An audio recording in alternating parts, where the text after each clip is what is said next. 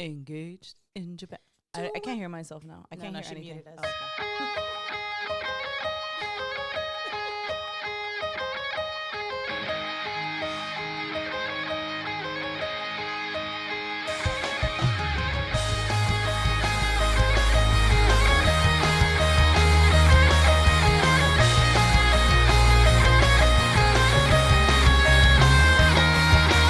Welcome to the Baby Lance Podcast. Welcome to the Baby Lance Podcast. Welcome to the Baby Lance Podcast. Welcome to the Baby Lance Podcast. Welcome to the Baby Lance Podcast. Hi, I'm Ashley. I'm Lissette, and we are the Baby Lance Podcast. Oh, and what a day it is to come back to record yet another episode for all of y'all. Yes, and it's raining. It is. It is a nice stormy day in Miami. Yeah. Oh, do people know where we're from? Yes, we've said it Yeah, before. hopefully. Have we? Have we? Miami. Miami, Florida. Florida. To not be confused with Miami, Ohio, or Miami, Arizona. Mm-mm. Yeah, it's raining today. I guess it's great for the people that love rain and cozy days, and I'm just here for the cozy day of it all. Mm-hmm. And we're in like the coziest place you can be. Yes. Here and with our producer here. Emma's home. It's so nice. I love that it's raining behind me, and in front of me is Resident Evil. 100%. The things we're going to see and probably be startled by while we record this is going to be great. This is a great combination, honestly. Like, especially given what we're going to be talking about. So much. So much layered stuff. Yeah. But I mean, how have you been since the last time we saw each other? So for once, I've been the one that has stayed put in Miami. Zero travels. But things are good. We have a few things to catch up on while we're here, so I won't spoil them for later. But yeah, it's been good, actually. My back is doing a lot better. Glad to hear it. Yeah, so I can go to the gym with more frequency again, and not be a miserable person. So, I'm delightful again. That's great. Oh, wait, and I'm playing Pokemon Fire Red. Add me on Switch, bro. Oh my God, this has really been taking over because I think, who was I talking to yesterday? It was like a kid. One of my coworkers' kids was playing one of them, and I was like, I know what Pokemon is, and he's like, you're old. Yeah, he's like, look at me. You've never heard of Pokemon. Okay, sorry, little tangent. I literally found out like last week that it isn't just like one Pikachu. No, Pikachu's like a ball. Everywhere. It's just this one Pikachu special. He doesn't like the ball, right? Oh, I've never seen the cartoon. Yeah, that's his whole thing. He's scared of being in the Pokeball. That's why he's like a companion, right? I don't know. You're saying right question mark as if I know. I'm saying right, looking for support. I just thought, kidding. You know what? Someone is gonna be listening to this, being like, yeah. And you're how old? And you have no idea? No, you're right. I have no idea. So imagine my shock as I've been playing this game. And by the way, the pun is intended. Imagine my shock as I'm playing this game. And I keep running into Pikachus. So obviously I've caught one. Yay. Her name is Luclarita. Of course she is. Obviously. And if you don't know that reference, Google is free. YouTube is free. It's going to make 0 sense, but her name is a perfect name for a Pikachu. 100%. All you have to really watch is like the intro to Luz Clarita. That's all you need. So anyway, I'm into Pokemon now. We'll share what my things are so you can find me. I'm also on Pokemon Go. Oh. I'm in. Guys, I need to stop with the hobbies in the game. I'm getting to the point where I'm like, my free time is way too filled up. Oh, and I have a Tamagotchi. Oh, so now you have more to take care of. Jesus Christ. Like I said the other day when I saw Gabby, I'm in my mother era. Wait, where's your Tamagotchi? Did you bring it? It's in my bag. Okay, but is she That's fed? right. Is she? She's fed. She's good. I made sure that she had like a full belly, full heart, can't lose situation. We're good. We're good. Did I bring her? Does she have a name? Oh my God! You better call Michael. No, she's here. Oh Look my at God. her. She's so big. She's so big, and I added stickers. I've never seen a Tamagotchi this big. I have a Tamagotchi Paradise. Dude, it looks like a bomb. What is this? Why is it so big? Let me show you the best part. Please show me. It opens up on top, Uh-huh. and then whoever else has one, we can bring them together to play in each other's planets, or play in each other's planets. Oh, you could do some bang bang with your Tamagotchi. And as I get more Tamagotchis in my planet, I can have them breed. What? Exactly. Don't worry. I'll show you more about this Tamagotchi when we're no longer recording. I'm just hitting. What is this? all the time. What is this? Is this like this is like a dial? Yeah. So the thing is that okay, fine. I'll show you now. I cannot get over. This Okay. is like an so egg. it clicks. It Uh-huh. clicks. It does. Hold on. Okay, there we go. And then so that's the planet. And now this is like her little play area. She pooped. I love that it's in color because I don't remember Tamagotchis And this were is not in color where I could before. feed her. Cute. And then this is her at a cellular level. What? We just went into your Tamagotchi's mouth. So she's really happy. She's good. We're chilling. I gotta feed her. I gotta feed her soon. So you're gonna start hearing her go ba-doop, ba-doop, ba-doop, ba-doop. Anyway. Oh, she's a what was genius that? sky kid. I got options now, Millie. Oh, okay. I have to stop. I'm gonna put it down. I'm gonna put it down because then I'm gonna get super distracted. How do I get back? Oh, I can't get back. Great. Oh, I have a secret code. No, I've already done that. Those things suck. Anyway, so now I'm back to just her being regular. I am color me floored. Uh-huh. Wow. Yep. Right now I have a lot of things happening. My evenings are very stressful. Cuz I got to make sure that my Tamagotchi's ready for bed. I got to catch all my Pokemons on Pokemon Go, and then I have to go to my Switch and make sure that all my Pokemon are okay. Naturally. It's fine. It's fine. Anyway, how about you, Ashley? Wow. So I've been playing Coral Island. Yeah, on the PlayStation. Was it PlayStation? Yeah. And it's been lovely. I keep seeing it as one of my options like for years. I've seen it in there and I'm like, oh, this looks like a drag. And then one day I downloaded it and I'm like, oh, this is basically just Stardew Valley with like it is very Stardew Valley with like in everything, except it's just with like different graphics and a lot but the interactions are similar. Like you get to like you have to give gifts to random people in the town. You have to figure out what they like. They have little festivals. You have a farm that you're trying to cultivate that was left to you. It's really cute. I've been having a great time with it. Now, does it have the same like banging soundtrack as Stardew Valley? No. But it is very, very cute, and I've been having a good time with that. I've been reading a lot, and I know that's one of our topics today. But I've been reading a lot. Also that too. That too.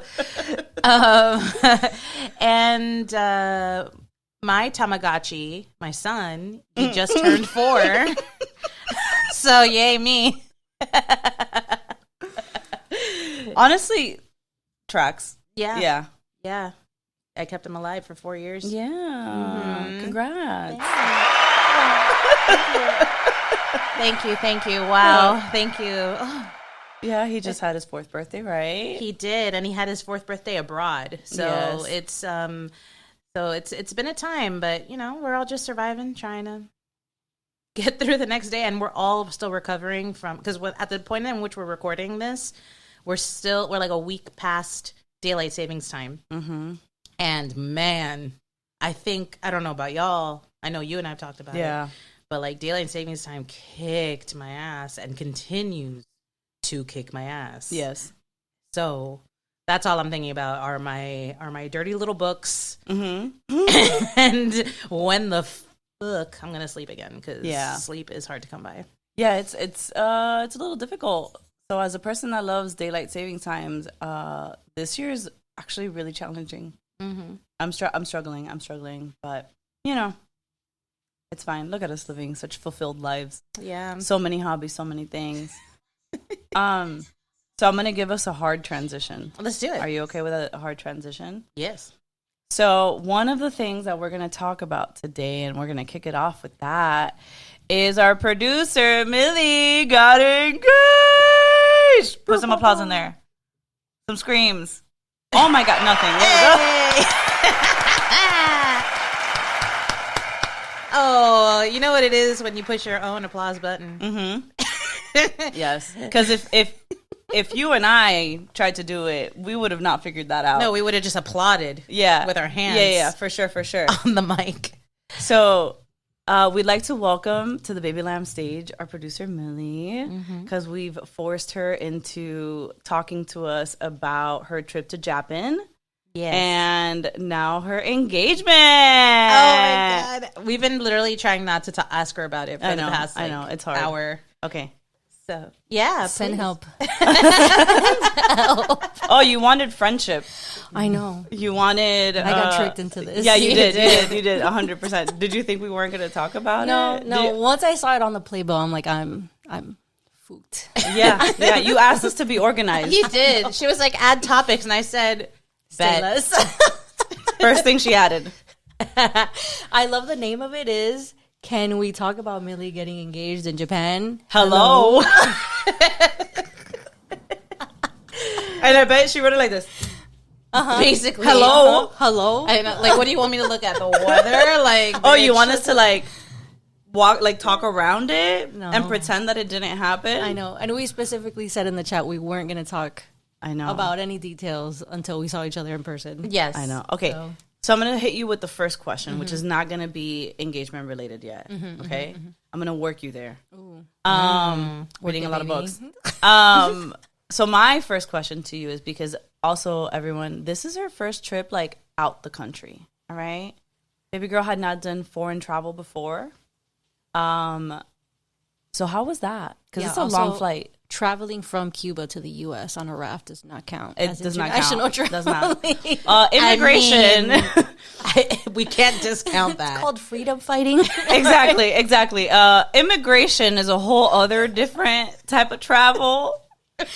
So it was. That was trauma ridden. It was. Yeah. Where's the therapist? Colin. I think people online make it out to be that the 14 hours is really rough. And while it can be, it didn't feel terrible. But I came prepared. Okay. I brought sticker dioramas. I brought my Switch. Yes. Very hacked Switch. Oh, my God. And my tablet filled with Bridgerton lined up and HBO stuff. Like, I was ready. I came with a booty pillow because I needed to keep the cheeks cushioned. Yeah. What else did I bring? Phone, your typical stuff. I was ready. Hello, your snack box? Yes. Yeah, well, my significant other is broken stomach-wise, so I needed to provide snacks for a 14-hour flight just in case the food sucked. And it did. Yeah. We left at 6 a.m. We were at the airport at 4 a.m., and it just felt longer going too because we were wide awake. Yeah. But the return, we slept 50% or 60% of the time. Good. So it felt like no time went. Yeah. And honestly, it didn't feel that bad. I feel like the 6 hours that it took us to fly to Seattle a couple years ago felt so draining, way more than the 14 hours. So I don't know how that math adds up. I don't know if international traveling is like girl math. Yeah. But it didn't feel horrible. Yeah, it's because, like, for example, Seattle, it's like you're on a flight for, like, 6 hours. You haven't left the country. No.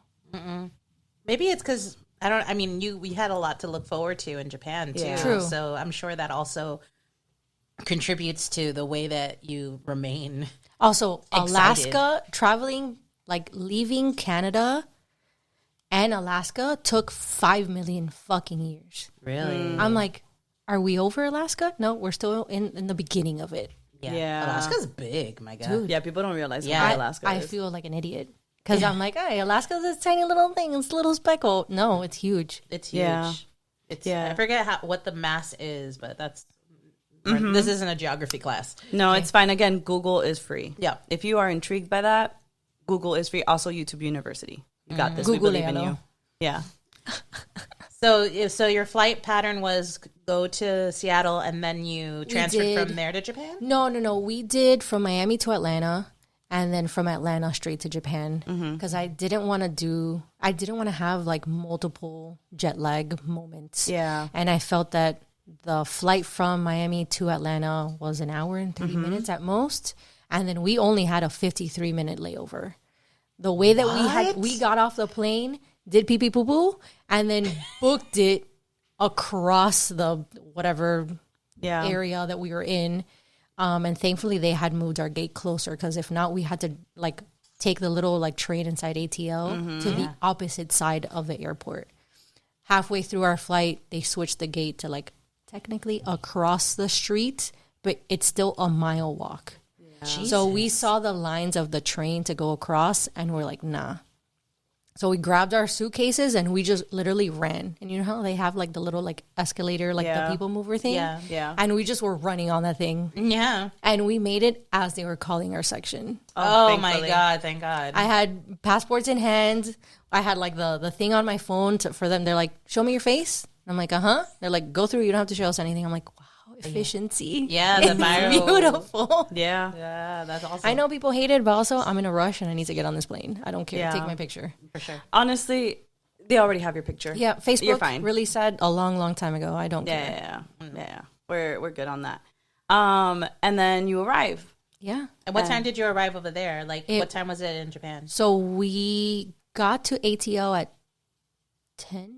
At 9, and our flight was at 10 something, and then we landed in Japan at 2:35 p.m. their time. Yeah. Which I don't know what time it was over here, and so we were awake for about like 34 hours. Naturally. Yeah, like not counting the little sleep moments that we had on the plane. That was a blink. Yeah, and then you have to stay awake. Yeah. When you land. And honestly, it wasn't that bad, because so once we landed, we picked up our bags, and I won't stop saying this ever until I go back to Japan, but the efficiency is very real. Like immigration, quick. I also did the paperwork 2 weeks before. But picking up bags and like them taking your picture and confirming your passport and all that fun stuff was a breeze. And then I was welcomed with their beautiful toilets. Yeah. And then I'm like, I could never go home. Yeah. She brought the toilet with her, by the way. She brought it back. She removed it from the airport bathroom. Don't they sing? Some They of them do. do. Yeah. Oh, even They have a little better. jingle. Yeah, I the can airport one was beautiful because it like the minute that my cheeks touched the seat, it warmed up my butt cheeks. It started playing like a little like under the sea music. Oh yeah. And then obviously I'm gonna have a bidet moment, front and back. Yeah. And then it had air. Oh, it dries you It up. dries you Yep. up. I'm like, just leave me in this toilet. You Leave know me what? here. That's all I needed to see. Thank you, Japan. Thank you for your temples. Thank you for your toilet. The best part is also like the stalls have a lot of privacy. They do. So it's just like a really nice experience to go to a public bathroom in Japan. Like it's always very clean. Like if you have to do number 2, people can't really hear you because everybody has a little song. Yeah. I love that. They also Yeah. have like an antibacterial spray, so you get like your paper. They also don't use toilet paper over there. right. Yeah. You have the toilet paper to spray the antibacterial spray and then clean the toilet. So before you sit, you could clean it. But I'm like, damn, so efficient. Mm-hmm. And then it doesn't go. Some of them go all the way to the ceiling, but it does go all the way to the floor, and there's no holes or spaces so people could spy on you. Like when we went to Key West. Yeah. And that gap was like. Yeah. Yeah, Like no. someone's looking. Yeah. Oh, yeah. Someone's doing like And someone can see. my annual there because like 100%. you could see everything. Going to a bathroom in the My Keys. annual. No. Going to a bathroom in the Keys is like all stalls are a glory hole. When you came out 100%. and you're like, wow, that gap, and I'm like, and then I sat there and I'm like, oh, why do I even have a door? Just let me pee with the door open because that's basically the same thing. Yeah.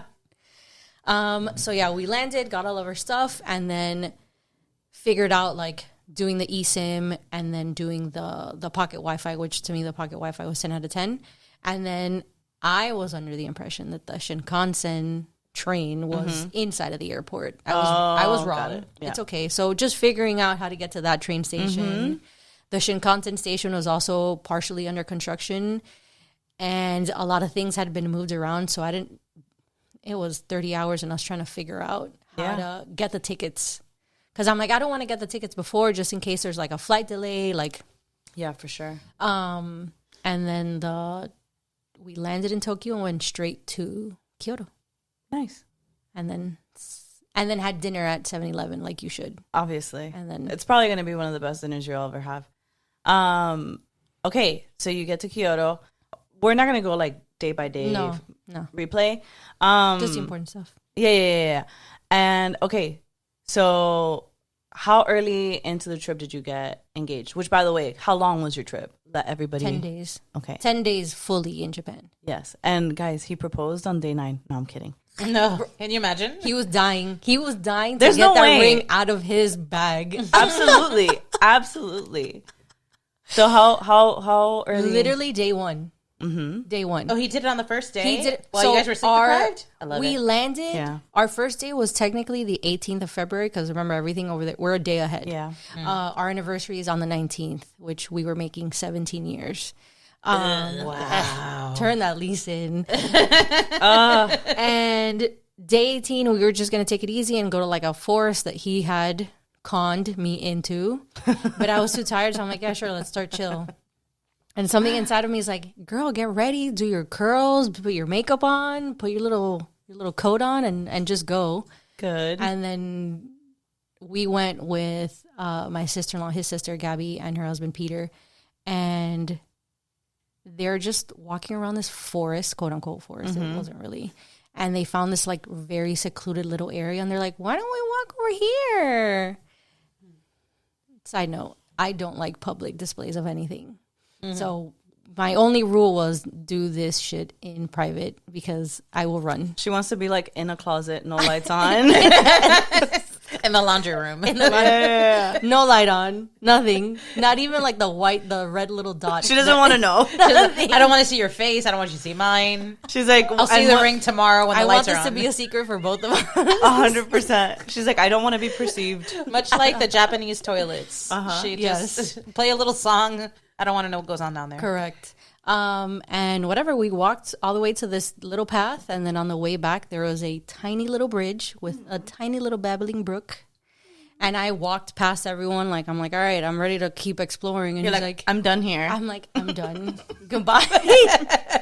Let's go back to society. And he's like, all I remember him saying is, hey, babe or bebe, look over here. And I'm like, huh? I literally just went, huh?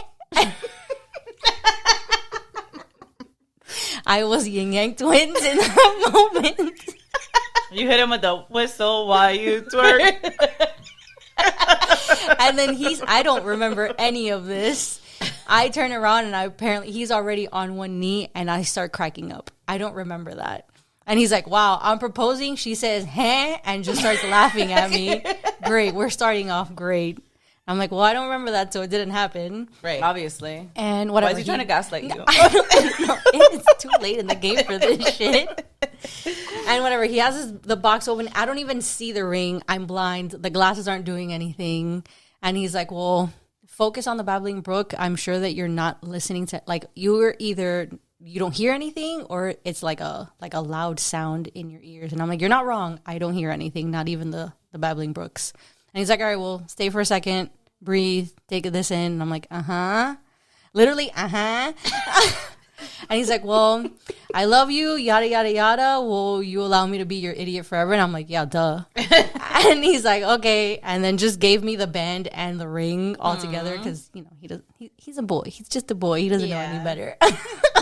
But to be fair, they do complement each other very well. They do. Yeah. And Beautiful ring. yeah, it's a beautiful ring. He did good. He did good. He did real good. So 17 years. Had you anticipated? Did you think he was going to propose on this trip? Or I figured, because we joke a lot about this topic, and I'm like, well, if he's going to do it anywhere, I would assume that Japan would be. But apparently he gave me a lot of hints, and I was not aware of any of them. I have a question. Did you want it to be on this It would trip? have been That's great. different. As long as it was private. That's not my question. That would have been epic. I feel like that would have been a flex. Okay. Like, that's a big flex. Like, I agree. 17 years, but proposed in Japan. yeah. Like, Yeah, I agree. you know. No, I think he did great. Yeah. And he was smart to do it at the beginning of the trip. Yeah, so he had spoken to one of his guy friends, and they're like, first of all, don't give a whole paragraph because she's not gonna remember a thing, which is fine because he said 3 words and I barely remember them. So Yeah, that tracks, honestly. Yeah. Not like for you, like it just Like, I it think happens. general. the moment Yeah. it comes and you just like it's such a shock factor. Apparently, he was like his hands were trembling, like he was just nervous. And I'm like, dog, we've been together for 17 years. Did you think I was just gonna say no? And he's like, I know you weren't, but that there's still like a. Of course, it was a big deal for him to get on his knee, and I don't know, like his I think, geriatric age too. Like, know. yeah, Crisp age of 35. Yeah, he was gonna come back up after that. Yeah. What if you said no? He was gonna roll into that brook. 100%. Also, the balls on him to do that with a ring over a little river. That's true. Because we've seen so much fail army. But it didn't happen. It didn't. didn't It was happen. beautiful. It was great. Didn't happen. And if not, he would have just thrown himself into the babbling brook. You would have just seen a grown man with water up to his ankles, just looking for a In like ring. 28-degree weather in like this cold water. Like, good luck. Worth it. Yeah. Worth it. So that's it. Wow. And now that you have been affianced Fianced. for almost a month, so now I'm gonna ask you all the gross girl questions because they're honestly my favorite. Like when you've been with your person for a very long time, regardless of when you get engaged and married. I'm gonna say something that is not very common for me to say, Oh.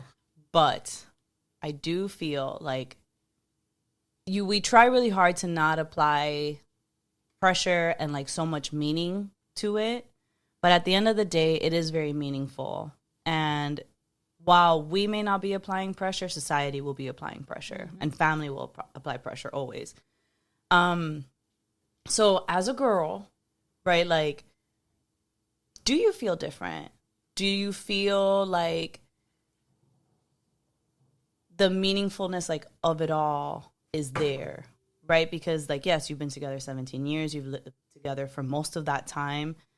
You've built your full lives together, right? Like at the end of the day, it is sort of just like a certification that like this is where we're headed and this is really for life and all of that. You don't need it, but from my perspective, it's nice. Yeah. Right?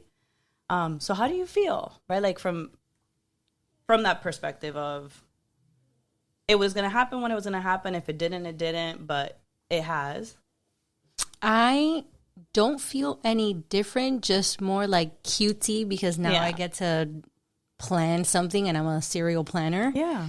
But like relationship wise, it never changed anything except me being a troll and him calling me my wife. And I'm like, you haven't upgraded to that plan yet. And I'm like, don't call me your wife. Don't call me I'm your girlfriend. And you get that level. And of course, we're trolls. You're his fiance now. Yeah, I know. So, There is a title change. I know, but that's so, What? you know. It's only terrible in Spanish. Tu prometida. Oh, no. No, awful. No, that's terrible. I had resorted down to like, es mi fiance. Fiance. They would understand I it. hate prometida, prometido. Oh. No, That just sounds like, you know, when you're like 12 years old Yeah. and you have a boyfriend or a girlfriend. Oh my God, I'm going to give you this promise ring. that's 100% what it sounds like. Yeah. No.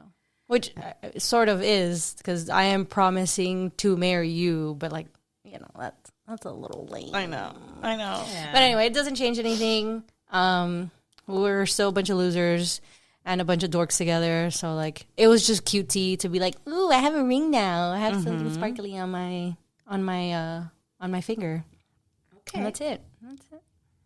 So, have you started thinking about what the planning for your affianced upgrade plan ceremony to look like? Yes. I'm a basic low effort girl.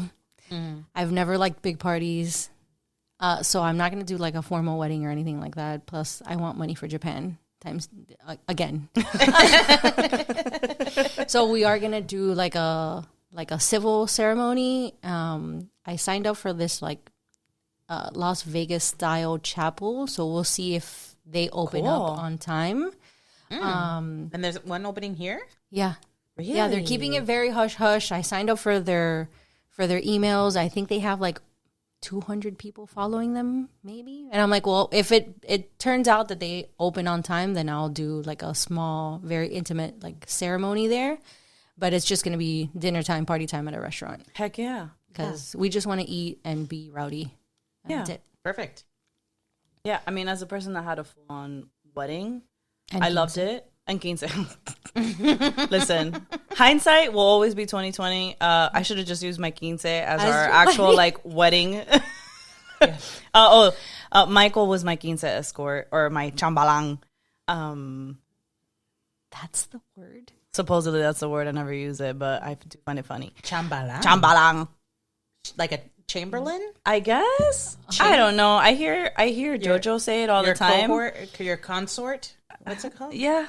My escort? I don't know. He's the dude I danced my quince with. And then we had a full-on wedding because I wanted a big-ass party. Ashley was there. I didn't care too much for the ceremony aspect. I just wanted a chance to party in whatever environment I wanted to create. And Michael agreed with that. So we did that. But years later, we were also kind of like, we should have just taken that money and gone to Japan for the first time. Or, just something somewhere else. Because, like, getting married is really expensive. But it is a really nice, like, memory that you have. So however you want to have it. Yeah, like I what still works. want to ball out on having a nice photographer and a videographer to capture all of those memories. But I'm like, and when you guys got married, things were still reasonably priced, considering. Yeah. But like, For weddings, it never matters. my coworker's getting married now, and I think he got a quote for a restaurant for 80 people, $10,000. Yeah. I'm like, that's a ripoff. $10,000. But when I got married 10 years ago, it was about 8,000. So it's not like it's gone up that much.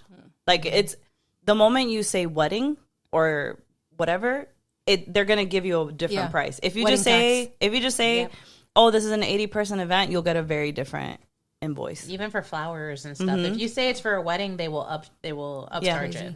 Yeah. So, FYI, my wedding was kind of expensive because it was almost 200 people. Jesus. But I learned very quickly to not say it was for a wedding. Also, we're doing Publix cake, and I can't wait. What other cake do you want? Just Publix. They make the best. Let's talk, like, truly. Can't beat that. So, wow, I can't believe it. Bing.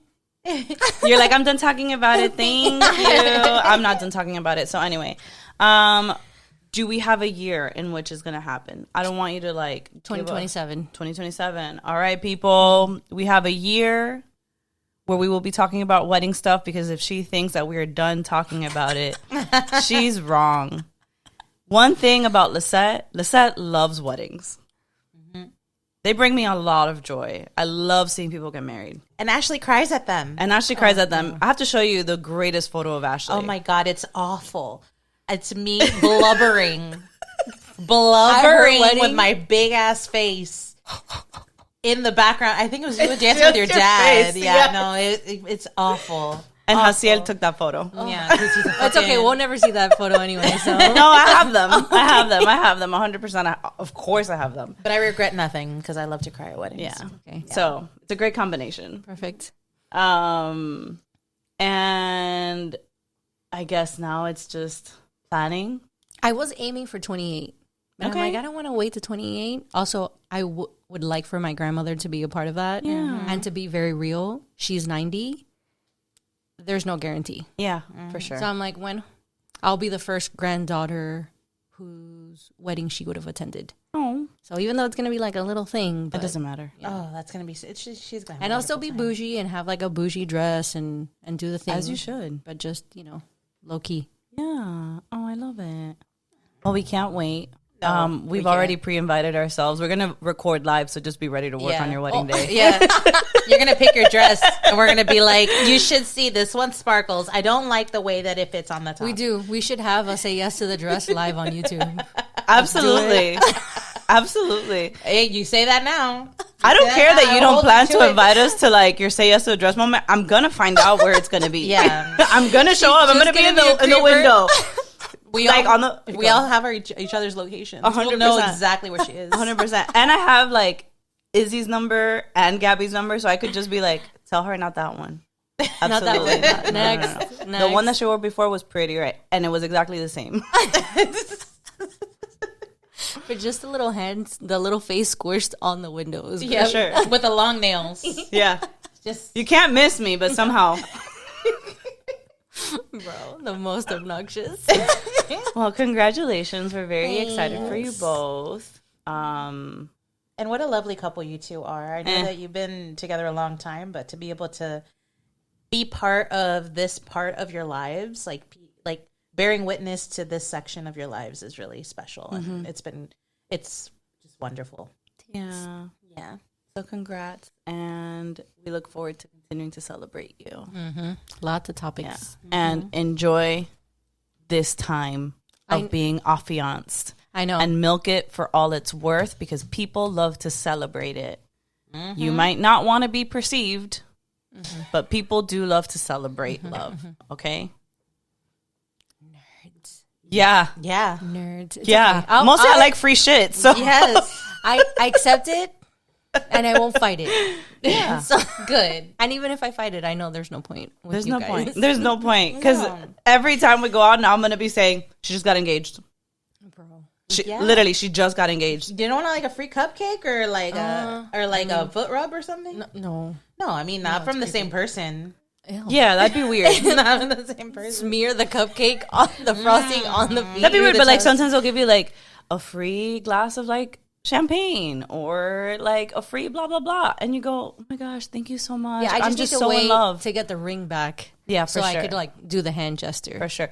And I'm gonna tell you this right now: I don't have a lot of superstitions. Okay, I am a little stitious about certain things. Do not let anyone try on your ring. Or touch it. If it's someone who you don't like. Yeah, if you don't like the vibes or whatever, no. Yeah. Honestly, just don't let anybody touch it. No, and they shouldn't. Like, if they're gonna be holding your hand to look at it, it's a matter of holding your hand and looking at it. Yeah. But it's Yeah. not. No, you never. I let find that people as wear weird it. as when you're pregnant and people like touching your belly who you don't know. Like, Absolutely don't personal space. Yeah. No. It's important. But yeah, I don't fuck around with that. You can look at it, but that's it. Look, but don't touch. Yeah. Oh, you want to bring it super close to your face? Why? Don't. I know. I don't need- Our, it doesn't our need your breath. Hispanic trauma really kicks in. 100%. The mateojo is real. Oh, it's very real. Yeah. And I also fully believe in like once you know what your official like wedding plans are or whatever. I didn't tell everybody. My mom did, but I was just kind of like, don't, please. I There's know. 30 people. We kind of did the same. So Izzy was like, listen, stay in your bubble. You appreciate being in your bubble and you tell whoever when you're Yeah. ready. And then we just told our parents not to share anything with anyone because you know that the minute that news is out, they're like screaming to the top of their lungs, like they got engaged, which is cute, but also like sometimes you just want to keep that on the DL. Yeah. And also like, you know, people that like haven't been in your lives for years, all of a sudden start to come out to like get invited to a wedding. And I'm like, why are you dying for a free meal? Like chill. Go to McDonald's, bro. Yeah. Yeah. Like same thing. Yeah. My grandma has like 17 siblings. No.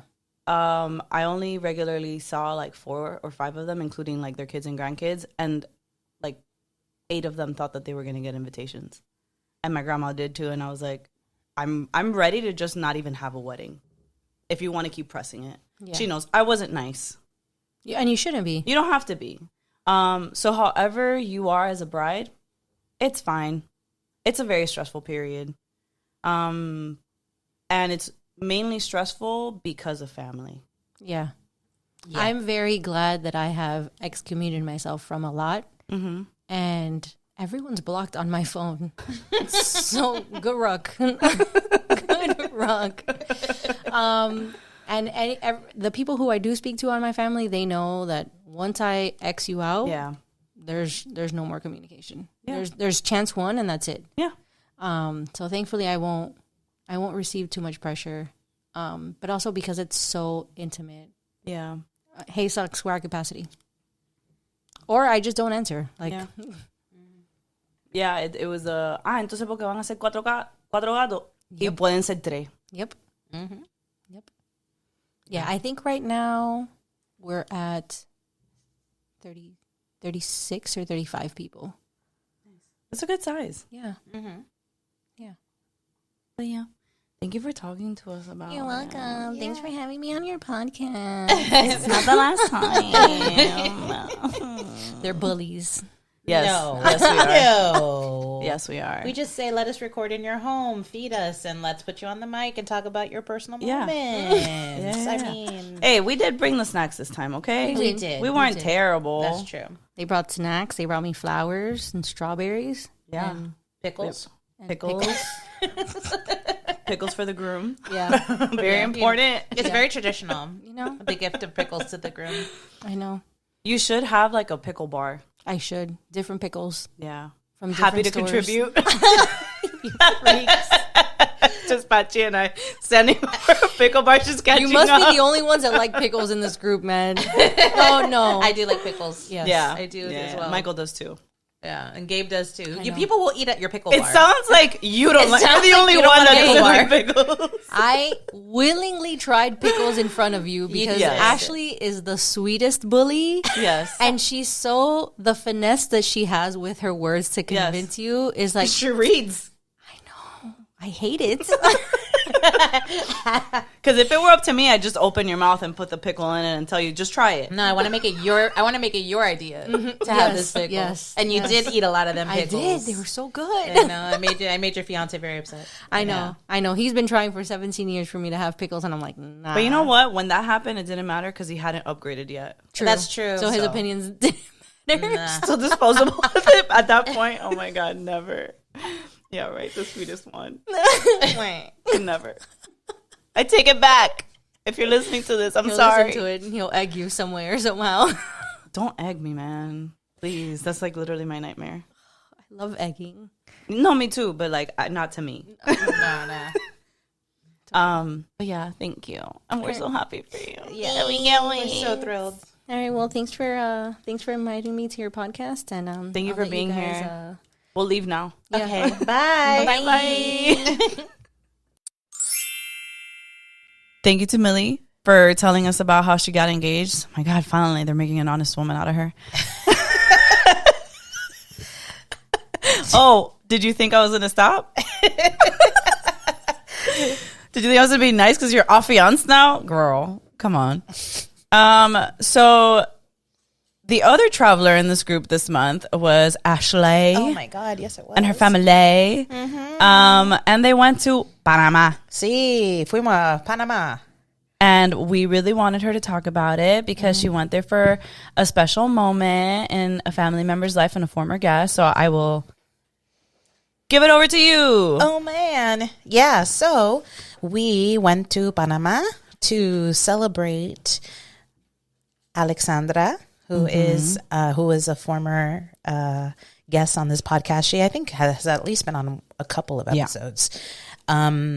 But she is also my husband's cousin, and their family is predominantly from Panama. So we had a wonderful celebration celebrating her and her really sweet husband, who all got married in Panama. Incredible. So it's funny because you were talking about like small weddings and and dainties. And I'm like, yeah, can't wait for my segment. I'm guessing this was a big wedding. It was a big wedding. It was a very nice wedding, and it was treated with such a like level of detail for people who are coming in from other parts of the world to participate. So we live in Miami. Gabe's brother lives in California. There's a lot of family that live in Panama. So there were other people who like traveled from her friend group also to Panama. And it was my first time there. And it was also Finn's first time on a plane. Yeah. And in another country. Okay, wait. How did he do on the plane? He was such a trooper on the plane. He was so good. He was so wonderful. We I got him like new books for the plane, and it wasn't as long as 14 hours. It's like from here to Panama, it's like maybe 3 hours. It's not a long flight. So I I had my iPad ready and whatever. That kid just fell in love with the Switch and played the Switch for the whole ride. He can handhold the Switch. You have to see him playing, like he'll play like Mario Kart or whatever, and the way his hands are so small that to play on the joystick, the left joystick, he has to hold it with 2 fingers. Oh, And it was the sweetest thing I've ever seen. I did see him play like a PlayStation game, and it was honestly, I was so impressed because he has a really good handle of like the joysticks and like what to do, and you know, just like especially when you can't like use both of the joysticks at the same time because you have action scenes. Yeah, like he's learned how to use the right one to like look around. Like we're impressed. So he plays like Astrobot, and like, you know, he's not playing, you know, Resident Evil yet probably. But he was great on the plane. He was super excited. We made, you know, we had to like warn him about certain things, like, you know, it's going to be confined. We're going to be quiet when we're on the plane. Like it's, you know, we use our inside voices. He was excellent. He didn't sleep at all, but he was great. Going through security, whatever, you know, it's honestly the best investment we ever made. We got him like a rollaway luggage that he could sit on. Oh, those are so cute. The best. It was like, get on, we gotta go. Dragging him across the airport. But anyway, so we landed in Panama. Panama, you know, we were warned that it would be very, very humid and very hot. And I was like, how bad can it be? Because we're from Miami and whatever. It's very humid in Panama. But not as like miserable as I thought it would be, because they are, you know, they're right next to the ocean. They have mountains nearby. So it was really quite nice. It didn't really rain or anything while we were there. It was just muggy. So the moment you got off the plane, it was just, yeah, it just hit you at once. And you're like, I is here. we have arrived in Panama. So my Gabe's aunt, who was the mother of the bride, had basically planned the whole wedding. And yeah, she planned every inch of this wedding. Alexandra, you should call her. Alexandra she's very much like us. She's very simple and didn't want necessarily a big wedding, but her mom was like, please let me do this. So she handled all the details. We stayed in a part of Panama City called Casco Viejo, which is like this just beautiful, like almost European corner where like the basilica is, and where like the president's home is nearby. Like it's all that kind of like just old architecture, very like, you know, what you imagine when you go to like Spain or whatever. So like the roads are made with brick and everything. Beautiful hotel. We were in like the plaza. So we were like literally like, here's our hotel, here's the plaza. So like like we're looking at the Grand Plaza, and there's La Iglesia de Oro or whatever, La Iglesia, I forgot what it's called. I'm not sorry all the people in Panama who listen to our podcast. And I want you to know that a lot of his cousins did approach me, and they were like, so you're starting the podcast again? Oh yeah, so if you're listening, hi everybody. Hi primos. Thank you for listening. So we got to Panama, and we bought Finn like this little, like, because there's no like car. We didn't want to bring a car seat with us, but we didn't know what the rules were. So we bought him like this crazy like parachute vest. All right. It's like I don't know, I don't have pictures of it, but it's literally like, it looks like he's going to jump from a plane. It's a like click, click, click. And it's meant to like, so that he can wear a regular seatbelt. It like clips in a way. So it's great for like going into Ubers and stuff. So we used it in the Uber, but only that one time, because after that it was like, oye, we don't have it's not like that here. Just put him in the center. We all sit together. We hold each other and pa'lante. Yep. So we learned real quick to assimilate to the environment. So our first day when we arrived, it was we checked in the hotel. The hotel's beautiful. Room is great. A little strange room, but it was a good room. Strange because there was like no like drawers or surfaces. There was like no tables. It was just a room. It was like so modern that they didn't think, oh, maybe they need to put their underwear somewhere, you know? Kind of like that. But we had the welcome dinner down the way. We got to walk to it. It was like a rooftop place, really nice. And then the next day was like Panama excursion day. Nice. Okay. It was like for everybody who's never been to Panama, like we're gonna pick you up in a little bus, and we're gonna go to all these little places. So we went to this mercado, which is where your bracelets are from, right? Where like the like indigenous like artisans of Panama like still make things by hand and they sell them there. And then we went to the Panama Canal. Okay. Sick. Yeah. Sick. The Panama Canal is, I mean, it's worth a visit. Yeah. Now, Gabe had gone to the Panama Canal maybe like 7 times. Okay. Like everybody who goes to Panama for the first time, especially when you have family there, they're like, oh, we have to go to the canal. Everybody goes to the canal. Yeah. It's like the big thing, you know? And you really don't, you know, you think like, wow, I guess, you know, sure. But then you go and you're like, this is magnificent. Yes. It's a link to the Americas. Like, it is.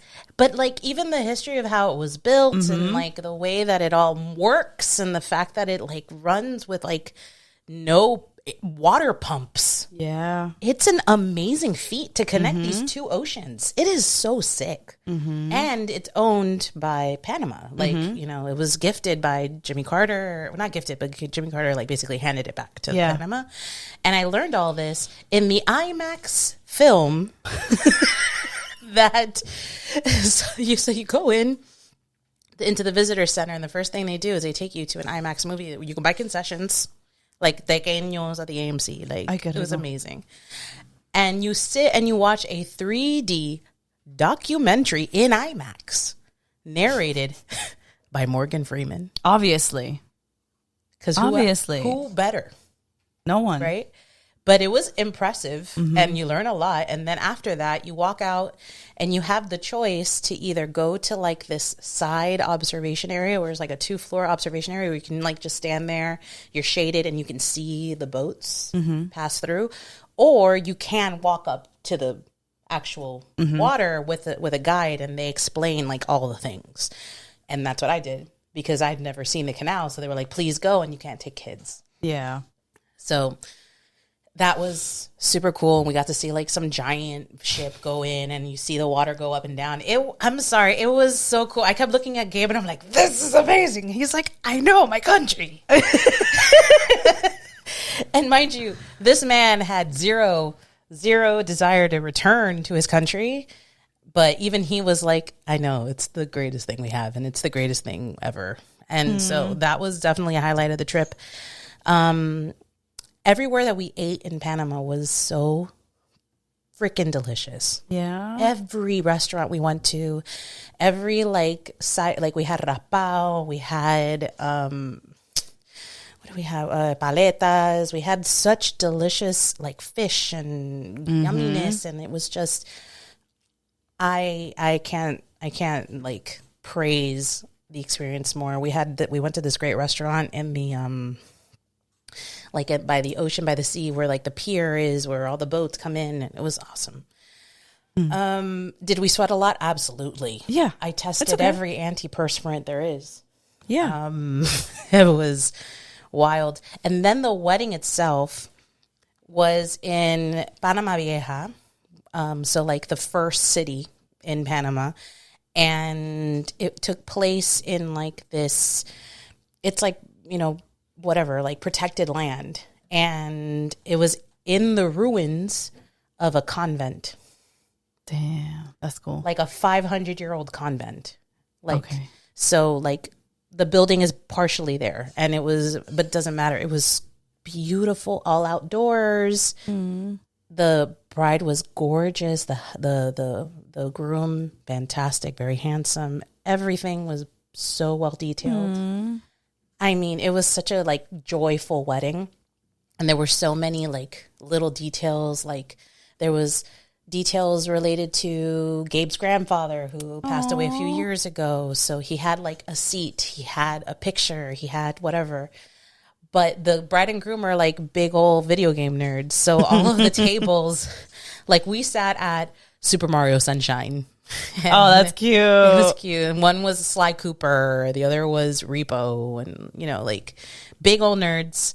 But they still found a way to make it like theirs, even though it was, you know, definitely like not a place where you would think a couple that is into all these things would be able to make it work, and they did.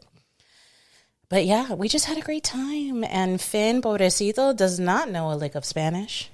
So he was like, and he'd never been to like a real Hispanic party. So he was approached by a million people who know him through pictures or know him as El Niño de Gabriel, whatever. So they go up to him and they're like, "Ay, mira, qué lindo están." They give him kisses and they hug him. And he's like, "Ay, ay." He's like, personal space. He was really trying. And then they'd be like, "¿Y qué es tu nombre?" And he would look at me and I'm like, "¿Qué? Tu nombre es Finn." Say, "Mi nombre es Finn." And he would say, "Mi nombre es Finn." And then, but after a while, you could tell that he was like, "Why is everybody obsessed with me? Like, I mean, why are you so obsessed with me?" Because he was only one of like 3 kids that were there. So he was like, and they were already tired of seeing the other kids. no, the other kids were tired of seeing them, and they could walk further away. All right, and this Finn's 4. Pero he really was such a trooper, man, and my Spanish was tested. Good. Tested. I want you to know that I got a lot of compliments for my Spanish on this trip. They were like, "Wow, you defend yourself really well," or whatever that term is. Yeah. And I'm like, "Ay, gracias. Me llamo Ashley. Me llamo Ashley. Estoy bien orgullosa. Estás aquí contigo." It's like that old skit. That old skit from Miami was "Sí, gracias, pollo." Exactly. Oye, I practiced so hard. I can't tell you. I would talk to myself in Spanish for days because I was like, I need to like get my ear kind of working in this way. But I don't know, man. I would love to go to Panama. I would go to Panama again for sure. Oh yeah, and check out more. There's like some of the family members got to go to like the rainforest and feed the monkeys, and it wasn't that far from where we were. It's just we were running on fumes the entire trip. So it was like, I don't know that I have the energy to go into the forest and feedeth the monkeys. But the monkeys are like, they're monkeys. They're monkeys. So next time I would love to stay in the the rainforest, and just go to the beach. I stayed in the rainforest when I went. Oh, you did? Yeah, we stayed in Noriega's former home that they converted into a hotel. Oh, which was like by the forest. Like it was still like within Panama City, but it was like a little bit. I think it's like close to the mountain or whatever. In the evening, it's terrifying. Yeah, I heard from family that had stayed. I don't know if they stayed on at that hotel, but they stayed in a hotel where they had like you could do like safari drives or whatever. Oh, that's cool. And they were like, I don't know how, like, what they see, but they were like, we went on one of the night safari rides, and they're like, the guide's like, "Oh, there's a sloth. Do you see him right there?" And they're like, "It is pitch black, sir." And he's sure enough, they would drive up and you'd see the sloth, like, and they'd be like, "Cool, you saw that from 100 meters away. That's." He has like infrared installed. Exactly. But that sounds so cool. I would love to do something like that. Okay, group trip to Panama. Let's go, dude. And Gabe will be our guide. Absolutely not. Gabe would. I did get him to admit that he had fun. Good. I did get. He him looks really happy in all the photos you shared and posted. Yeah, I mean, he really did. I think it made it. It was, to be honest, I think what was really the driver for him was spending as much time as we could with his brother and sister-in-law and our nephews. Yeah. And they're such great kids, and they are so sweet, and they were so sweet, especially with Finn. So we got to go to the mall too. The mall. I know. The multiplex, whatever. That mall is like if Brickell City Center was Sawgrass. So imagine like a multi-floor luxury mall where you can see everything, and it goes on for years. Like you look down and you're like, oh shit, there's the Lego store is in another country. That's in Colombia. It was it was nice. It was a short trip, but it was a cool like first flight as a family. Yeah. And it's like the truth is that it's like especially since you're traveling with a kid, right? Like it's like short enough where it should be okay, but also long enough that like you're good. You know, like I feel it's like very easy to get in and out of Panama versus like other parts of Latin America? Oh my God, it was super easy. Yeah. Like the only thing that was, different was flying back. When we were in the international terminal, like you go in. Now this is like, now I have questions about international travel. So when you're at the airport in the Tocumen, I think it's whatever, the airport there, you go in, you do security, you do the thing where you walk to your gate, and then the gate itself is sealed. You know how you can usually like go and sit at your gate and wait? Yeah. The international ones, at least the one going to Miami and those that are on that wall, are all sealed. Like you can only be in there if your flight is about to leave, right? Oh, yeah. Mm-hmm. And when you're in there, there's another security point inside of that holding area. So you have to like do all the same things again. Put your shit through the whatever, the machines. You have to, all the water. If you bought water while you were there, you have to dump the water. No. It was ridiculous. People were losing like perfume duty-free perfume that they bought from the airport. People were getting it dumped and thrown out, and you can't take that on the plane. Like it was kind of chaotic because like it was like, what's the point? Yeah. What was the point of us having the ability to buy all these things and then you can't take it? Right. So it was weird. And then when we got off and we came into the US and we got left in Miami, like we did the bio thing with the thing, and we did see a few people who got put aside for not being citizens and everything. So it was a little jarring to see given our temperature, right? Yeah. But I mean, we were able to make it through, and I never had to show my passport. Really, I only showed it at MIA. Yeah. Everywhere else, and I mean, not really. They just took the pictures of my face. Yeah. But I mean, besides that, I mean, we had a great time, and I'm glad nobody got sick. And we ate so well. I can't get over how good one of the best burgers. I didn't order it. I just want to make that clear. I didn't order a burger in Panama. But we were eating, like, I ate like camarones and all that other stuff. And then we were there with my nephews, and they wanted burgers. They ordered a burger, and they were like, "This is such a good burger. You guys have to try it." And we're like, okay. It was probably one of the best burgers I've ever had. I love that so much. It was so fucking good. Oh, qué rico. I could go for a burger right now. Anytime. But yeah, I mean, there are things I won't forget in that burger as well. Damn. See, now you gotta go back. You gotta take us to that burger spot. No. Or to that spot that sells burgers. No, I'm hyping it up too much. I'm hyping it up too much. No, not enough. Not enough. No, but everything was great. Really great. Good. Wow. I'm surrounded by travelers, guys. It's like my Sagittarian powers just like are spreading. Please travel for me because I'm tired of it. Well, we had to keep up with you, Miss Carmen Sandiego. I'm so happy. See, the great part of like travel, especially like once you make it international, like you kind of want to explore more. Like it makes the world a little less scary. Yeah. You know? But yay. It was so good. Also, one more time, congrats, Alex. Yes, our beautiful bride. Who is now, so beautiful. She's a wife. She's a wife. She's a whole ass wife. She's a wife. She got a husband. Exactly. Oh man, I'm so happy for her. So while you were in Panama, you continued reading a series of books. Guys, I know my specialty really is transitions. And it's a series that I was also reading, and I think I was at the last book when you started the second book. Maybe. Probably. But you talked about it a few episodes ago. So. Yes, I did. Yeah. I did. So I was reading the Rebel Blue Ranch series that started with Done and Dusted. I have now finished all 4 books because I found out when JoJo started reading them that they were a series. I thought I was literally done. Oh, there's another one? There's 5 or 4? No, there's 4. There's 4. Okay. I just didn't know they were a series when I started. Oh, okay. And then I think when I started talking about them that we were here, Millie showed me the rest of them, and I was like, oh, it really is more than one book. Guys, sometimes I just don't use Google. Okay? But Google's free. Google is free. You are so right. And sometimes I just rather take my friends' words for it.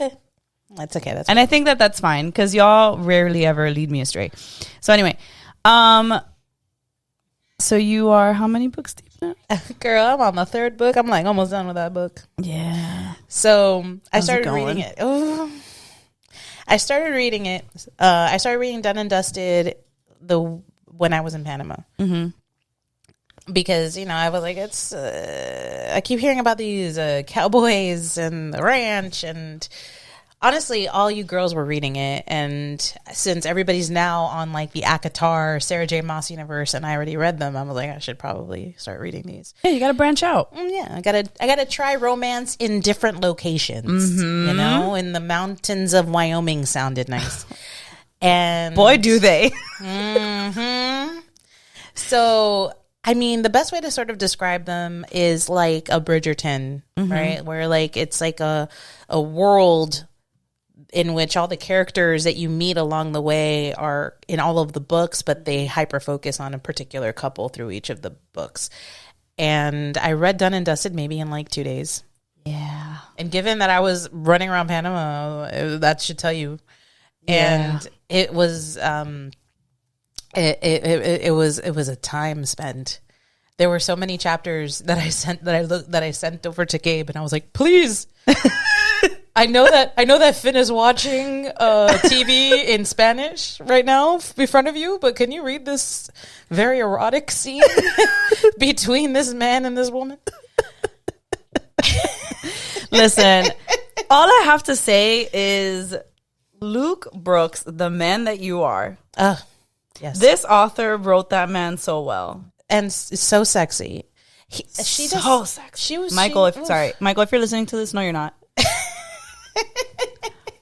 They're honestly, all of them are super sexy. Yeah. Like it's about a ranch that is run by 3 brothers, right? 2 brothers? No. 2 brothers and a sister. Yeah. And a single father who's like, I guess, The greatest man on earth. the greatest father ever, you know?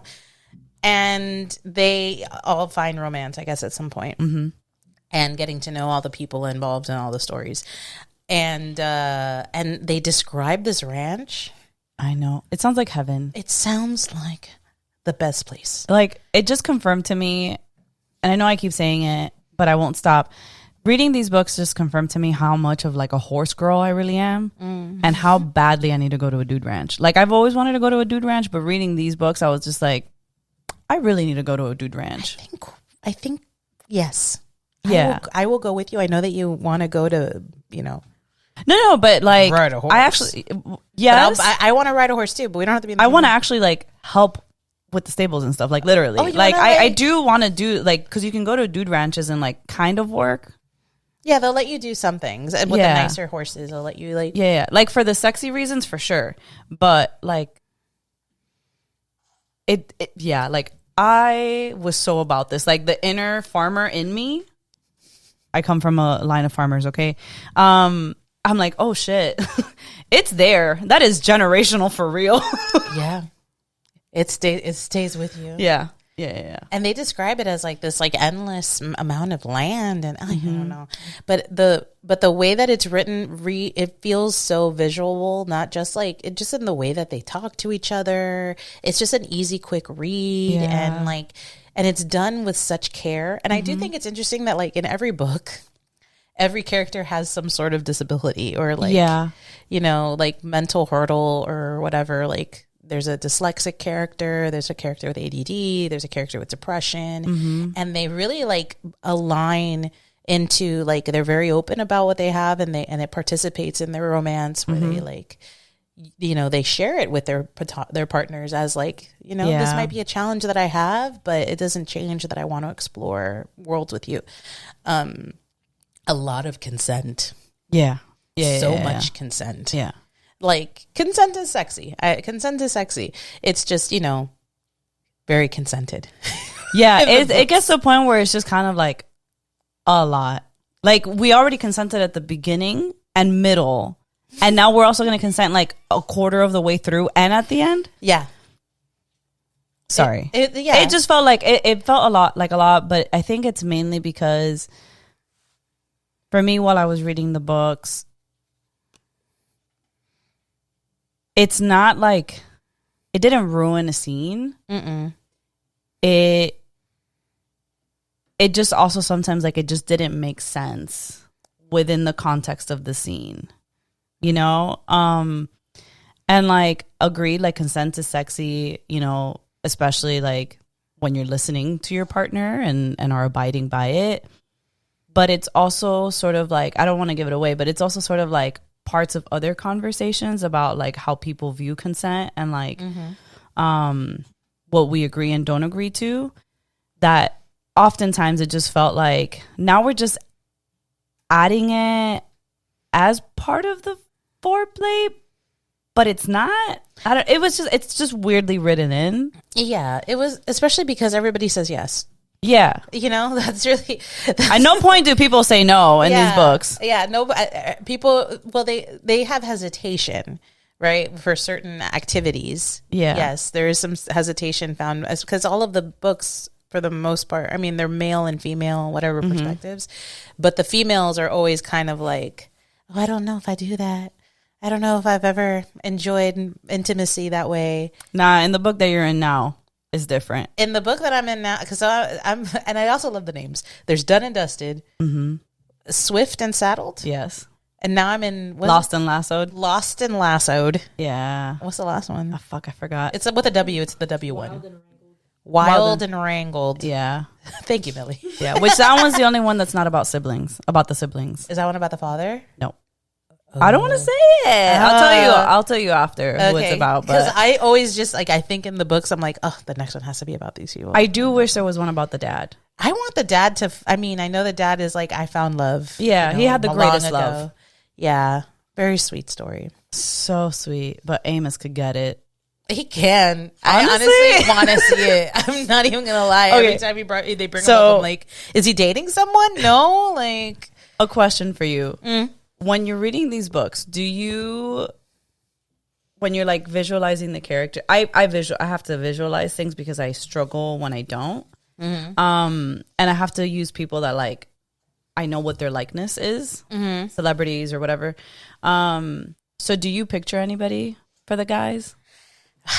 I mean, I'm really weird in the way that I read, because I'm not as visual, but I am like a features girl. Okay. So I don't necessarily say, oh, he reminds me of this. But like, for example, in this one, August, he, to me, all I see is a 5 o'clock shadow, a big mustache, and big arms and tan. That's all I see. But I don't see his eyes. I don't see, like, it's weird. I only see like those features, and that's enough for me. I pictured Tom Selleck. Tom Selleck is perfect because I'm like, yeah, Tom Selleck.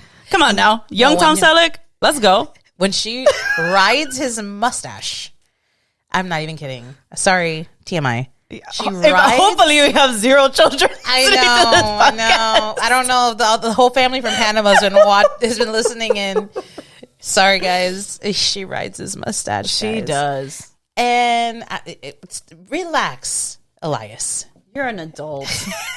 With a mustache. And we're giving Millie ideas. Oh, man. I mean, Tom Selleck for sure. It's just hard to imagine, like, a grump like that, you know? Yeah. That I know is castable in certain ways, but like I just see like features. Yeah. Wes, I think for whatever reason, felt a little bit more clear to me, and he just looked like a bro that I might have seen like around where I work, you know? Yeah, like for sure. Because he's younger and a little more bright-eyed, bushy-tailed. Did you have any images of like who these people might have been, who they could be played by? So for Luke, I gave like that to me, Tom Welling. That was like Tom Welling in Smallville. Oh, okay. Like a little bit older. Okay. Let me take a look. For Wes, who did I think about for Wes? Oh yeah, I can see that. For sure. Oh, but like a little more. Yeah, rough. Like he just, it's because he has kind eyes. He does, and Yeah. actually, this look. And they're both perfect. from he's from Oklahoma, so that works for me. The backwards cap and the curly hair. Let's go. No, Talk that about worked. it. That worked. Yes. Talk about it. I have very specific Smallville scenes. They live rent free in my mind. Yep, exactly, Millie. for Wes, I kind of pictured like, I don't know why, but it was sort of kind of like a Patrick Swayze with long hair. Not when he had it like blow dried or whatever, but just kind of like that kind of like rugged guy is who I picture. I'm literally Googling. Ooh, I can see that. Like, kind of blonde with the green eyes. Yeah. Yes, I see that. Just like a guy that looks very rugged, but sweet. Yeah. Was like attuned to who he, like, to the softness. Yeah. Yes, that's a good call. Really, really good call. I kept, because I've been talking to JoJo as I read them, and it was just really difficult to try to picture like current younger actors and actresses, because it's also made me realize that like I'm not really consuming things with like newer people to Hollywood. Honestly, me either. And even so, I feel like young Hollywood is a little bit more I don't know. I don't want to say they have different expectations on them. Yeah, and they're also not part of the era. They're not projecting the type of Hollywood era that I feel like this world is set in. Yeah. Where with the exception of that dude, what's the Glenn Powell? Glenn Powell, who's definitely has like a level of like physicality and masculinity with a softness to him, which I think would be perfect in this world. But he's our age. But he's our age, yeah.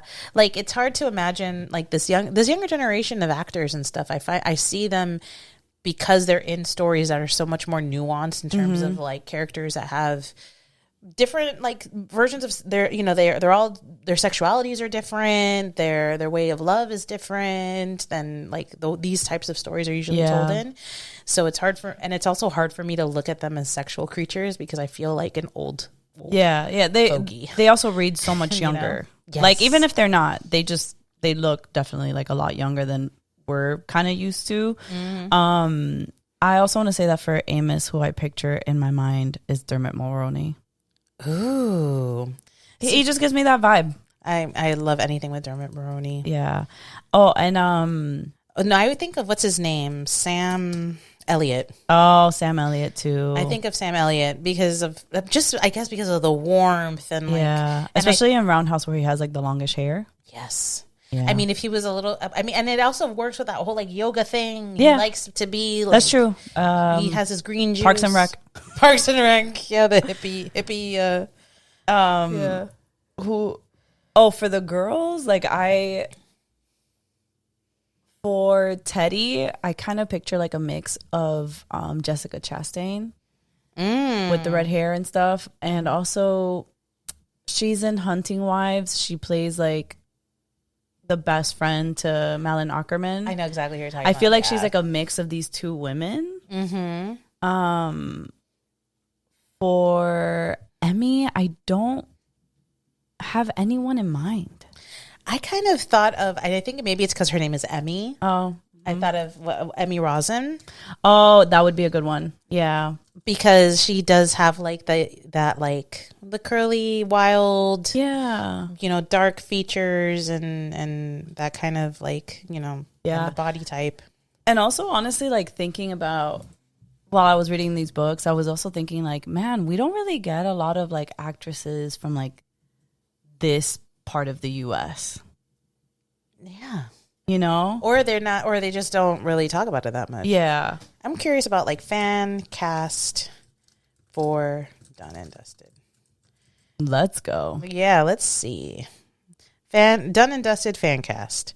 So for Luke Brooks, I see here, I'm on some random My Cast. That's what it's called. Luke Bracey. I mean, he is pretty cute. Wait. Christopher Abbott for Gus Ryder? I'm here for it. I am here for it. Yeah, I'm not angry about that. And Annie Murphy for Teddy Anderson? Yeah, no, that's a good one. That's a good one. That's a good one. Emmy for Molly Gordon. I do like Molly Gordon a lot. Yeah. This is a good fan cast. Is that Ethan Wes? That one's a good one too for Wes. And for Amos, Billy Burke. Oh, yeah. Okay, fine. This is good. This is a good fan cast. Yes. This is good. It's also good to making me feel like I gotta watch a lot more stuff, which Michael will hate. But I'm glad that you're enjoying them. I'm having a great time. Yeah. And I mean, I'm sad there's only 4. I am too. And like, especially when you finish the last one, like you have to listen through or whatever. It's done. Oh, there's no like doors open for another character? Nah. Okay. Well, I know that the next thing I want to read is, it's called, what is it called? The Butcher and the... Oh, Butcher and the Bird or whatever? Butcher and the Blackbird? Yeah. Butcher and Blackbird? I want to read that. I see you pointing. What are you pointing at? I see you, girl. Did you read it? Oh, you haven't read it yet? Oh, because it's on the shelf behind us. Yeah. JoJo has great things to say about this series too. Yeah, I think this is the one I'm going to jump into next, and because she's reading Zodiac Academy as well. But I think that this one's kind of fun because it has like a serial killer vibe to it, and that might be a little nice to jump into. So I think that's what I'll do once I finish the series. Yeah, I'm now. So I finished ACOTAR, as you are well aware. We haven't talked about it here. But I have now moved on. Well, since I finished ACOTAR and I finished the Rebel Blue series, I'm now in Crescent City by Sarah J. Maas. I said I'm committed to this fucking bit.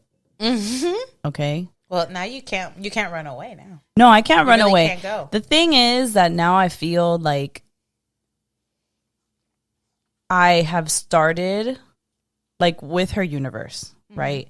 I feel like I have started kind of like at the top of romantasy, and I'm worried that I'm gonna like struggle with reading like other authors because at this point I'm just used to her, right? But I'm gonna give other authors like obviously like an opportunity and a chance. I'm very green and new to fantasy in terms of like reading it. I love watching fantasy things. So I'm excited. I think I've built like enough of a repertoire in my mind to visualize that I'm no longer as like threatened by it as I was before. And I do give like ACOTAR and you all like a big like kudos for that. So I'm having a great time. Guys, in the last like month I've read 5 books. I'm so proud of you. And not small books. And not small books. Also, I'm like mostly listening to them on Audible and stuff. Yeah, that counts. But yeah. So good. I'm so happy for you.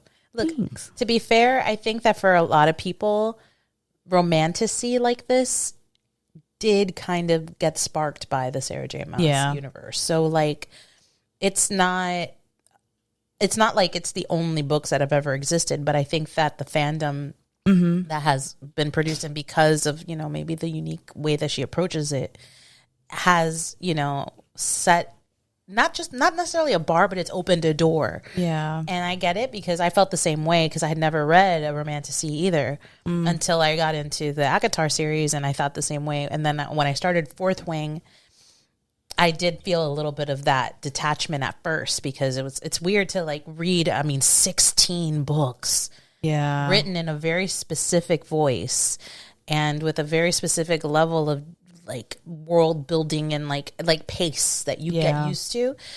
But I honestly, once I got over the hurdle, I fell in love with Fourth Wing. I thought it was a really good time. Okay. And you have to kind of get over the hump, if you will. But it does make me really excited that she has announced that the next book is going to be in 2 volumes and they're going to be like a few months apart. Mm-hmm. I'm so ready. And a part of me is like, should I reread ACOTAR and all of them before? I think you should do whatever makes you happy. I kind of want to, but I kind of am like, but it's so much book. It is so much book. It's so much book, but I know that I have to in order to remember all of the small things, like the Easter eggs that she lays out in all of these books that are going to lead to what we learn in this next book. I listened to them all at like 1.75, 2 times speed. So we'll see what I remember by the time book 6 rolls around, because I'm not going back. Mainly because I have like I'm in the thick of it now with Crescent City in the first book, and there's like a few other books I want to read by the end of the year. So I'm like, I'm not going to revisit it, but who knows? We'll see. Yeah, but you're also in it. Like Crescent City is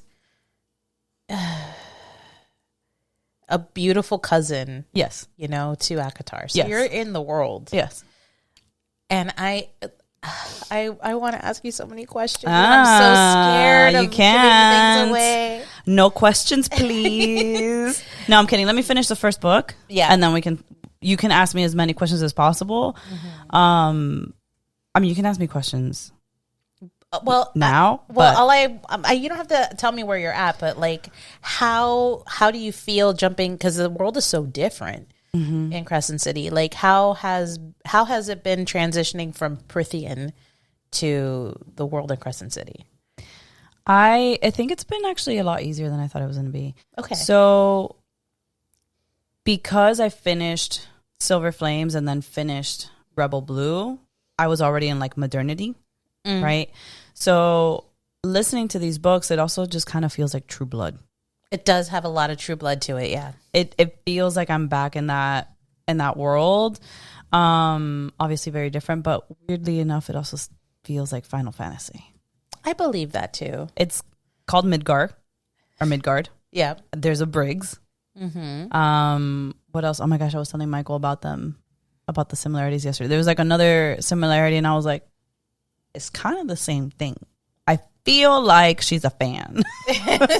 But yeah, it's been pretty easy. I feel like the beginning of the beginning of the book is a little bit difficult because you're being introduced to so much. Like, you're being asked to remember a lot. Like, there's characters that I kept confusing, and JoJo kept being like, you keep getting confused. Let me remind you, blah, blah, blah. And I kept being like, girl, this is not the week where I'm going to retain that information. But now it's gotten a little bit easier. Like, I know who my protagonist is. I know who the second protagonist is. Mr. Hunt. I don't want to talk about it. I know, which, by the way, I'm at a spot in part 1 where I feel like I'm at my jumping off point. Really? The jumping off point into a bed. But I don't know if this is going to be that kind of like series. I feel like there might be some of it, but it's fine. It's okay. Honestly, like their banter is really good. The conversations that people have in this book are really good. And the characters that I've been introduced to feel very lived in a way that some of them in Akatar didn't, which is interesting. Yeah, and I mean, I told you and JoJo, but I do feel like had I not been in a committed relationship at such a young age, I would have probably been a lot like Bryce, even deep into my 30s now. And I see Bryce and I'm like, girl, just give yourself a night of sleep. just one good night. You know, just please. To be fair, they're all stolen from her too. Yeah. Like, yeah, but you know, there was times in the moments before where she could have had some sleep. She could have taken a few mental health days. But it's fine. It's fine. Oh, and the Sprite. Oh, the Sprite. I love her. Yeah. Her Tinkerbell vibes are so strong. And she's sassy. She's so cute. She's so cute. So cute. Oh, yeah, like I'm really enjoying one that they're all obsessed with reality TV cuz same. They all like the world building in it. It's just been really cool. I'm having a good time. I have so far nothing super negative to say about it. Other than, you know, what happens at the beginning. But anyway, we're going to move from that. No, because there's no way to talk about where I'm at right now without like spoiling a lot of things, which is weird. Like it's hard when you have a beginning of a book that has such a big turn on it. Yeah, it's an unfair start of a series. But I will say, I love that it happened. Yeah. I think it's a very ballsy way to start a book. That's what I'll say about that. I think to add, I mean, not to give anything away, when I first read that book, it was so overwhelmingly loud to me. Like because it was an intense world building series of chapters. I remember reading it and being like, why does it feel so loud? Like, and that I know it doesn't make a lot of sense, but you're like, but it almost made me feel like I like overstimulated reading that part of the book.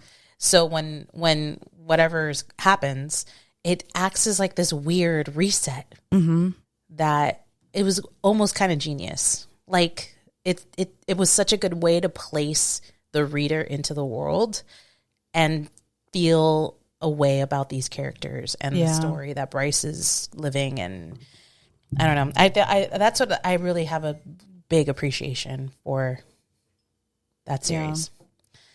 But can't wait. I can't wait for you to finish this book. Okay. Hopefully I plan to finish like the first one this week. Okay. Because I'm halfway through, like, I'm about to start part 2. Okay. Are you doing the graphic audio? Yeah. Yeah. That's a part of the reason that I'm like, maybe I should do it, because I want to do graphic audio, because I didn't do graphic audio for any of these books. I will say the graphic audio for Akatar is really good. Like, it's good for this one too, but like, it's really good for Akatar. Like, I was impressed. Maybe I'll do it starting at Mist and Fury instead of Akatar. I'll do it at Mist and Fury and then I'll go on. Yeah. Or Wings and Run. Ooh, I love Wings and Run. That one's so good. Wow, what a series of love stories. Love is beautiful, man. We got an engagement, we got a wedding, we got people on the ranch boning each other. Everybody's boning just together on the ranch. And we can't talk about Crescent City yet. I don't know if people have been boning yet, but you know, there's love there. It's gonna happen. It's gonna happen. It is. I can tell you it is. I'm so excited. He better keep that helmet on. Anyway. So right around the time that this comes out, Miami Beach Pride will be taking place. Yes. And I mean, what a wonderful way to celebrate love than to be with, you know, community. Your community, be with a community that you support, and just like spread the love around. It is on April 11th and 12th. And this year is being grand marshaled by who? Sasha Colby. If you're not familiar with Miss Colby, she is a somewhat recent RuPaul's Drag Race winner. Honestly, she's an icon. She really is. Like, in terms of that meme of like, she is an icon. She is the moment. That is her. Ooh. If you love Chapel Roan, that is basically like her favorite drag queen. Is Miss Sasha Colby. She's just incredible. But yes, whether you are an ally and or a person that is part of the community, hope you show up. Hope you have a great time. Hope you are hydrated, because it is hot in Miami and it is humid. Okay, so between whatever you're doing and the shots, please listen to your older tias. Okay, water is important, and no, not from the ocean that's next door. No, that's gonna be bad. That's got salt in it. Everybody's gonna have a bad time that night. Diarrhea. Yeah, and that's not what we want. So yeah. Happy Pride. I can't believe we're almost like in like Pride season. I know. I feel like the year just started. I know. Gosh. But that means it's hot. It is. Which means also, in addition to being hydrated, please put on your sunscreen, ladies and gentlemen. And please. Yeah. And because it's going to be outside. It's going to be very much outside. Yeah. Very hot. Yeah. And wear your best. Wear your best rainbow colors. Yeah. So, you know, we may see you there.